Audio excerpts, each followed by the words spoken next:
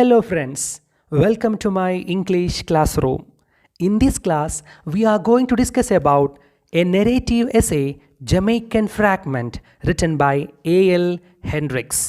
Jamaican കവിയായ A.L. ഹെൻഡ്രിക്സിൻ്റെ ഒരു ചെറുകഥയ്ക്ക് സമാനമായ ജമൈക്കൻ ഫ്രാഗ്മെൻറ്റ് എന്ന നരേറ്റീവ് എസ്സേയുടെ ഡീറ്റെയിൽഡ് സമ്മറിയാണ് നമ്മൾ ഈ ക്ലാസ്സിൽ പഠിക്കാൻ പോകുന്നത്. തുടർച്ചയായ 2 ദിവസങ്ങളിലെ സംഭവങ്ങളിൽ നിന്ന് ജമൈക്ക എന്ന രാജ്യത്തിൻ്റെ മനസ്സ് വ്യക്തമായി കാണിച്ചു തരികയാണ് ജമൈക്കൻ ഫ്രാഗ്മെൻറ്റ് എന്ന എസ്സേയിലൂടെ A.L. ഹെൻഡ്രിക്സ് ചെയ്യുന്നത്. ഈ രസകരമായ എസ്സേയുടെ വിശദമായ സമ്മറിയാണ് നമ്മൾ ഈ ക്ലാസ്സിൽ പഠിക്കാൻ പോകുന്നത്. So once again welcome to my classroom. എസ്സേയുടെ വിശദാംശങ്ങളിലേക്ക് പോകുന്നതിന് മുൻപ് നമ്മുടെ എഴുത്തുകാരനെ വളരെ വേഗത്തിലൊന്ന് പരിചയപ്പെടാം. A.L. Hendricks. Arthur Lamier Hendricks, known as A.L. Hendricks, was a Jamaican poet, writer and broadcaster. Arthur Lamier Hendricks എന്നാണ് ഇദ്ദേഹത്തിൻ്റെ മുഴുവൻ പേര്.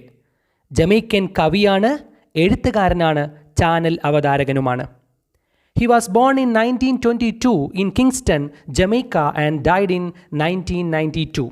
1922 ജമൈക്കയിലെ കിങ്സ്റ്റണിലാണ് ഇദ്ദേഹം ജനിക്കുന്നത്. 1992 മരണമടയുകയും ചെയ്തു. His father was a Jamaican and mother French. ഇദ്ദേഹത്തിൻ്റെ അച്ഛൻ ഒരു ജമൈക്കക്കാരനും അമ്മ ഫ്രഞ്ചുകാരിയുമായിരുന്നു. He was a columnist and literary critic for the Daily Gleaner. Daily Gleaner എന്ന പത്രത്തിൽ ഇദ്ദേഹം വാർത്താ പങ്ക്തികൾ എഴുതുന്ന ആളും സാഹിത്യ വിമർശകനുമായിരുന്നു.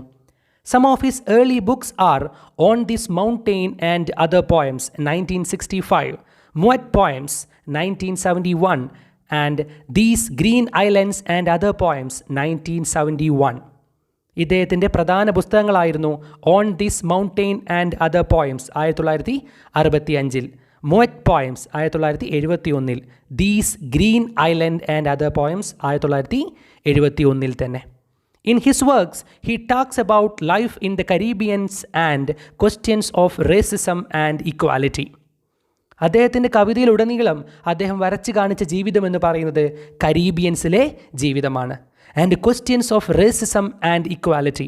അദ്ദേഹത്തിൻ്റെ ഓരോ കഥകളിലും എഴുത്തുകളിലും അദ്ദേഹം ചോദ്യങ്ങളായിട്ട് വന്നത് വംശീയതയെക്കുറിച്ചും സമത്വത്തെക്കുറിച്ചുമാണ്.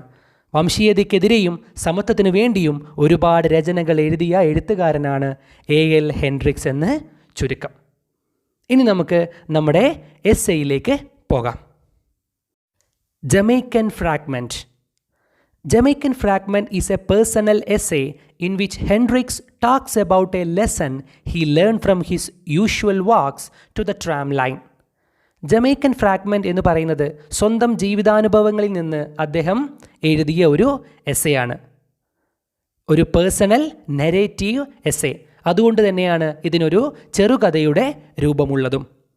In which Hendricks talks about a lesson. താനൊരു പാഠം പഠിച്ചതിനെ പറ്റിയാണ് അദ്ദേഹം ഈ എസ്സേയിൽ എഴുതുന്നത്, തനിക്കുണ്ടായ ഒരു തിരിച്ചറിവിനെക്കുറിച്ച്. അത് പഠിച്ചത് എവിടെ നിന്നാണ്?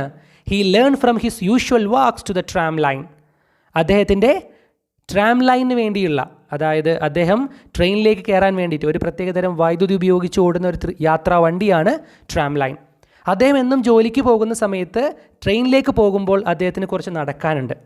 ആ നടത്തത്തിനിടയിൽ അദ്ദേഹം കണ്ട ചില കാഴ്ചകളിൽ നിന്ന് അദ്ദേഹം പാഠം പഠിച്ചതിനെക്കുറിച്ചാണ് ഈ എസ്സേയിൽ എഴുതുന്നത്. Based on A real life experience, A.L. Hendricks presents the question of race and universal brotherhood using humor and irony. തൻ്റെ ജീവിതാനുഭവത്തിൽ നിന്ന്, തനിക്കുണ്ടായ ഒരു യഥാർത്ഥ അനുഭവത്തിൽ നിന്ന് അദ്ദേഹം കുറച്ച് ചോദ്യങ്ങൾ നമ്മുടെ എല്ലാവരുടെയും മുന്നിലേക്ക് നീട്ടിവെക്കുകയാണ്. എന്തിനെക്കുറിച്ചുള്ള ചോദ്യങ്ങളാണ്? Question of race and universal brotherhood. വംശീയതയ്ക്കെതിരെ അല്ലെങ്കിൽ വർണ്ണവിവേചനത്തിനെതിരെയുള്ള ഒരു ചോദ്യം.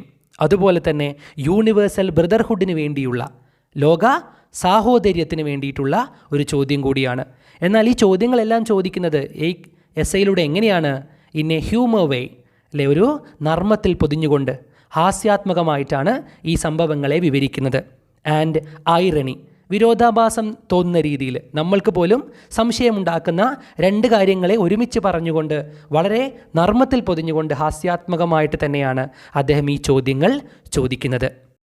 On one of his regular walks from his home to the tramcar lines, the author encounters an unusual sight.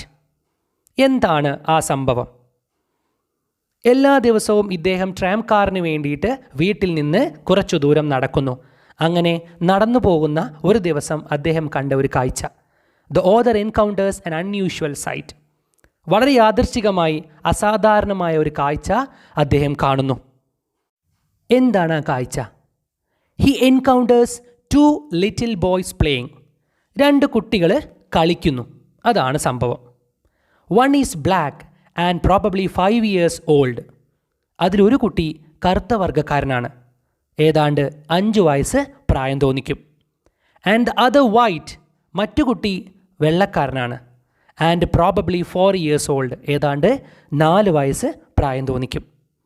As the author watches the game unfolding, he sees the white boy ordering the black boy to carry out certain tasks.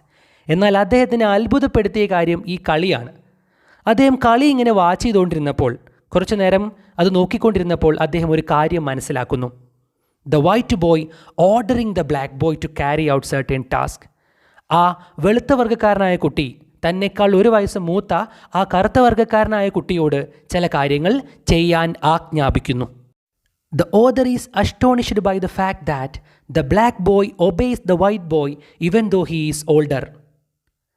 നമ്മുടെ എഴുത്തുകാരനെ ഏറ്റവും അത്ഭുതപ്പെടുത്തിയ കാര്യം എന്താണെന്ന് വെച്ചാൽ, കൂട്ടത്തിൽ വലിയവനായിട്ടും 1 വയസ്സ് കൂടുതൽ തോന്നിച്ചിട്ട് പോലും ആ കറുത്ത വർഗ്ഗക്കാരനായ കുട്ടി വെളുത്തവൻ പറയുന്നതെല്ലാം അക്ഷരം പ്രതി അനുസരിക്കുന്നു.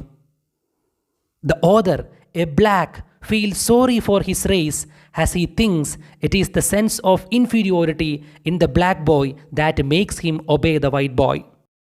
സ്വയം ഒരു കറുത്ത വർഗ്ഗക്കാരനായ നമ്മുടെ എഴുത്തുകാരന് സ്വന്തം വിഭാഗത്തിനോട്, സ്വന്തം വംശത്തിനോട് തന്നെ സഹതാപം തോന്നുന്നു. That he thinks it is the sense of inferiority in the black boy. ആ കറുത്ത വർഗ്ഗക്കാരനായ കുട്ടിക്കുള്ളിലെ അപകർഷതാബോധമായിരിക്കാം, താൻ കൂട്ടത്തിൽ താന്നവനാണ് എന്ന ബോധ്യം കൊണ്ടായിരിക്കാം that makes him obey the white boy. ആ വെള്ളക്കാരനായ കുട്ടി പറയുന്നത് കേൾക്കാൻ അവന് തോന്നിയത്. അവൻ്റെ മനസ്സിൽ തന്നെ ഈ രാജ്യം അടിച്ചേൽപ്പിച്ചുവോ അവനൊരു കറുത്ത വർഗ്ഗക്കാരനാണ്, അവൻ താണവനാണ് എന്നുള്ളത്. തൻ്റെ വിഭാഗത്തിനോട് തന്നെ വല്ലാത്തൊരു സഹതാപം എഴുത്തുകാരന് തോന്നുന്നു. He wonders whether it is because the white boy has internalized ideas of white supremacy that he imposes his will on the black boy. ഇനി നമ്മുടെ എഴുത്തുകാരന് അത്ഭുതം തോന്നിയ മറ്റൊരു കാര്യം ആ വെള്ളക്കാരനായ കുട്ടിയുടെ ചിന്തയാണ്.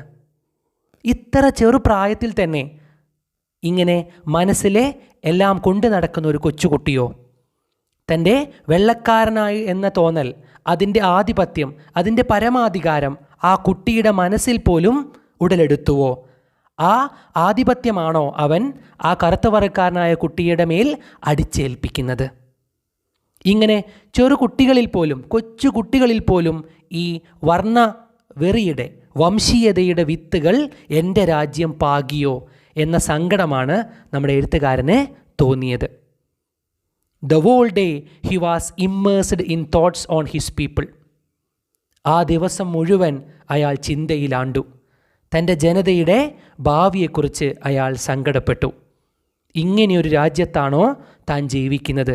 കൊച്ചു കുട്ടികളിൽ പോലും ഇത്തരത്തിൽ വംശീയമായ വ്യത്യാസമോ? The next day, however, he was more astonished as there was a reversal of roles. അങ്ങനെ അടുത്ത ദിവസം വീണ്ടും ഈ കാഴ്ച ഇദ്ദേഹം കാണുന്നു. എന്നാൽ രണ്ടാമത്തെ ഈ ദിവസം കൂടുതൽ അത്ഭുതമാണ് ഉണ്ടായത്. കാരണം അവരുടെ റോളുകൾ പരസ്പരം വെച്ചുമാറിയിരിക്കുന്നു. A reversal of roles. അവരുടെ റോളുകൾ വെച്ചുമാറിയിരിക്കുന്നു. അതൊരു കളിയാണ് എന്നയാൾ തിരിച്ചറിയുന്നു. The black boy was master and the white boy the servant. രണ്ടാമത്തെ ഈ ദിവസം കറുത്തവനായ കുട്ടിയാണ് മാസ്റ്റർ. വെള്ളക്കാരൻ വേലക്കാരൻ്റെ കഥാപാത്രമാണ് ചെയ്യുന്നത്. The author saw a white man standing at the doors and watching the boys play. ഇങ്ങനെ ആ കൊച്ചു കുട്ടികളുടെ മനസ്സിലല്ല കളങ്കമുള്ളത്, എൻ്റെ മനസ്സിലാണ്, എൻ്റെ ചിന്തയിലാണ് അതുണ്ടായത് എന്ന് ചിന്തിച്ചിരിക്കുന്ന സമയത്താണ് ഈ 2 കുട്ടികൾ കളിക്കുന്നത് മറ്റൊരാൾ, ഒരു വെള്ളക്കാരനായ ആൾ നോക്കി നിൽക്കുന്നത് നമ്മുടെ എഴുത്തുകാരൻ്റെ ശ്രദ്ധയിൽപ്പെടുന്നത്. The author thought that he would talk to the white man. എഴുത്തുകാരൻ തോന്നുന്നു ആ വെള്ളക്കാരനോട് പോയി സംസാരിക്കണം. ആ വെള്ളക്കാരൻ ചിന്തിക്കുന്നത് മറ്റൊന്നായിരിക്കുമല്ലോ. ഇന്നത്തെ കളിയിൽ കറുത്ത വർഗ്ഗക്കാരനായ കുട്ടിയാണ് ആജ്ഞാപിക്കുന്നത്, വെളുത്ത വർഗ്ഗക്കാരൻ അതനുസരിക്കുന്നു. The author tells him that he knows what the white man is thinking. നമ്മുടെ എഴുത്തുകാരൻ ആ വെള്ളക്കാരൻ്റെ അടുത്തേക്ക് ചെല്ലുന്നു. എന്നിട്ട് അദ്ദേഹത്തോട് പറയുന്നു, താങ്കൾ ഇപ്പോൾ എന്താണ് ചിന്തിക്കുന്നത് എന്നെനിക്ക് മനസ്സിലാകും. വെള്ളക്കാരന് ഈ രാജ്യത്ത് ഇത്ര രീതിയിലുള്ള അവസ്ഥയാണോ ഉള്ളത് എന്ന് നിങ്ങൾ ചിന്തിക്കുന്നുണ്ടാകും. The white man must be thinking that the black race would overpower the white race as he sees the white boy very obedient. ആ വെള്ളക്കാരനായ കുട്ടി, കറുത്ത വർഗ്ഗക്കാരനായ കുട്ടി പറയുന്നതെല്ലാം അനുസരിക്കുന്നത് കണ്ടപ്പോൾ താങ്കൾ ചിന്തിച്ചിട്ടുണ്ടാവും, ഈ രാജ്യവും അതുപോലെ വെള്ളക്കാരന് മേൽ അതിശക്തമായ ശക്തി ഉപയോഗിച്ച് ഒരു നാൾ ഉയർത്തെഴുന്നേറ്റ് വരുന്ന കറുത്ത വർഗ്ഗക്കാരൻ്റെ നാടായി മാറും. അങ്ങനെ എല്ലാവരും ചിന്തിക്കുന്നു എന്ന് താങ്കൾ പോലും ചിന്തിച്ചിട്ടുണ്ടാകും. The author thinks that the white man must be thinking along these lines as the author was thinking the previous days. എഴുത്തുകാരൻ പറയുന്നു, താങ്കൾ ഇപ്പോൾ ഇങ്ങനെ ചിന്തിക്കുന്നു എന്ന് എനിക്ക് എങ്ങനെ മനസ്സിലായി എന്ന് ചോദിച്ചാൽ, ഇന്നലെ ഇവരുടെ കളി കണ്ട് ഞാനും ഇത്തരത്തിലൊരു ചിന്തയിലാണ് ആണ്ടുപോയിരുന്നത്. ഇന്നലത്തെ ദിവസം മുഴുവൻ ഞാൻ ചിന്തിച്ചത് മറ്റൊരു രീതിയിലാണ്. തീർച്ചയായിട്ടും നിങ്ങളും ഇപ്പോൾ ഇങ്ങനെ ചിന്തിക്കുന്നുണ്ടാകും എന്നെനിക്ക് മനസ്സിലാക്കാൻ പറ്റും എന്ന് എഴുത്തുകാരൻ പറയുന്നു. The author realizes his foolishness only when he tells the white man that it was a game, and the white man replies that he knew the game well and that both the white boy and the black boy were his sons.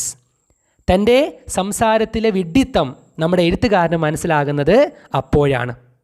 ഇത് വെറും ഒരു കളിയാണ്, മാത്രമല്ല ആ രണ്ടു കുട്ടികളും തൻ്റെ മക്കളാണ് എന്ന് ആ വെളുത്ത വർഗ്ഗക്കാരൻ തുറന്നു പറയുന്നു. ഈ രണ്ട് നിറത്തിലുള്ള കുട്ടികളും തൻ്റെ മക്കളാണെന്നും അവർ വീട്ടിനു മുമ്പിൽ കളിക്കുകയാണെന്നും എന്ന സത്യം എഴുത്തുകാരനോട് അയാൾ പറയുന്നു. He also shows his wife who is A brown woman. മാത്രമല്ല വീടിന് മുൻപിൽ നിന്ന് ഈ കളി കാണുന്നത് ഇവരുടെ അമ്മയാണെന്ന് പറഞ്ഞ് ഒരു കറുത്ത സ്ത്രീയെ ചൂണ്ടിക്കാണിച്ചു കൊടുക്കുന്നു. The author spirit rose. ഇത് കേൾക്കുന്ന നമ്മുടെ എഴുത്തുകാരന് ആത്മാഭിമാനം ഉയരുന്നു. And he is proud about the Jamaican people. തൻ്റെ നാട്ടിലെ ഈ ജനതയുടെ മനസ്സിലെ വിശാലതയോർത്ത് അയാൾ അഭിമാനിക്കുന്നു. As this was an instance of coexistence. സഹവർത്തിത്വത്തിൻ്റെ ഏറ്റവും ഉത്തമമായ മാതൃകയാണ് താനിപ്പോൾ കണ്ടത് എന്ന വ്യക്തമായ സത്യം ഇയാൾക്ക് മനസ്സിലാകുന്നു. 2 ദിവസങ്ങളിലായി ഉണ്ടായ സംഭവങ്ങളിൽ നിന്ന് തൻ്റെ രാജ്യമായ ജമൈക്കയുടെ യഥാർത്ഥ മനസ്സ് എഴുത്തുകാരനായ A.L. ഹെൻഡ്രിക്സ് മനസ്സിലാക്കുന്നു. അത് വ്യക്തമായി മനസ്സിലാക്കുന്നു എന്ന് മാത്രമല്ല, അതിലയാൾ അഭിമാനം കൊള്ളുകയും ചെയ്യുന്നു. കറുത്തവരും വെളുത്തവരും ഒരുപാട് ഒന്നിച്ച് ജീവിക്കുന്ന, കുടുംബമായി തന്നെ ജീവിക്കുന്ന ഒരു രാജ്യമാണ് ജമൈക്ക. അതുകൊണ്ട് തന്നെ ഇവിടെ ഒന്നായി തന്നെ എല്ലാവർക്കും ജീവിക്കാൻ സാധിക്കുമെന്ന സത്യം അദ്ദേഹം ജമൈക്കൻ ഫ്രാഗ്മെൻറ്റ് എന്ന ഈ പേഴ്സണൽ നെറേറ്റീവ് എസ്സയിലൂടെ വ്യക്തമാക്കുന്നു. ജമൈക്കൻ ഫ്രാഗ്മെൻറ്റ് എന്ന ഈ എസ്സേ വ്യക്തമായി എല്ലാവർക്കും മനസ്സിലായി എന്ന് വിശ്വസിക്കുന്നു. മറ്റൊരു ചാപ്റ്ററുമായി അടുത്ത ക്ലാസ്സിൽ വീണ്ടും കാണാം. അതുവരേക്കും ബായ്.